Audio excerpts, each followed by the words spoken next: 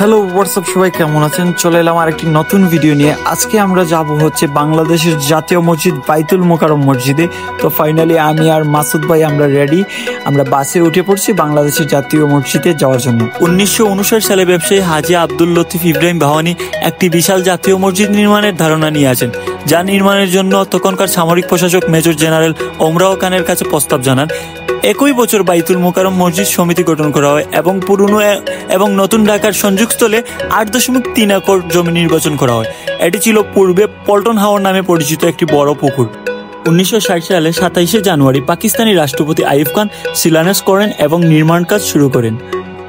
প্রথমবার নামাজ আদায় করা হয় 25 জানুয়ারি 1963 সাল শুক্রবার। পুরো মসজিদ কার্যত প্রতিষ্ঠিত হয় 1968 সালে।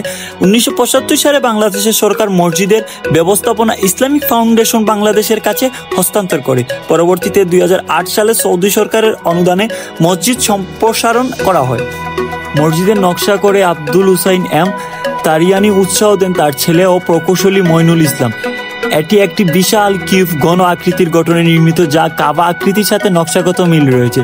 মূল প্রার্থনালয়ে গম্বুজ নেই, তবে দক্ষিণ ও উত্তর প্রবেশ পথে দুইটি পোর্টুকো আছে, এগুলিতে গম্বুজ যুক্ত প্রবেশ মুখ রয়েছে।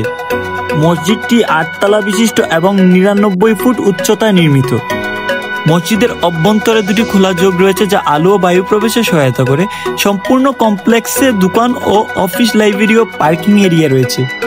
এটি কেবল ধর্মীয় নয়, একটি সাংস্কৃতিক সামাজিক কেন্দ্র হিসেবেও বিবেচিত, যেখানে আলোচনা, সম্মেলন ও সমাজ কল্যাণমূলক কার্যক্রমও হয়ে থাকে।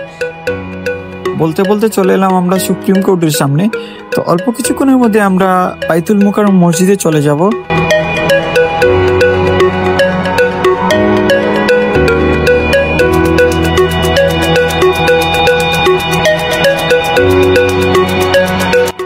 অনেকক্ষণ জেমে বসে থেকে আর পারছি না, তাই চিন্তা করলাম আমরা বাস থেকে সোজা হেঁটেই চলে যাব।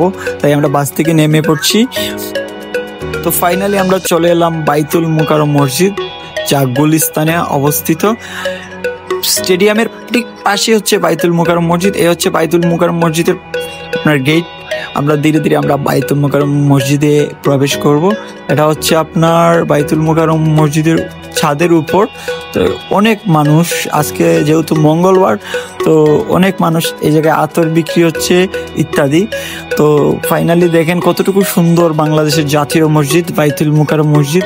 যারা যারা বাইতুল মোকাররম মসজিদে আসেন নাই, যখনই ঢাকা আসবেন তখনই একবার হলো বাইতুল মোকাররম মসজিদে ঘুরে যাবেন। অনেক সুন্দর জায়গা।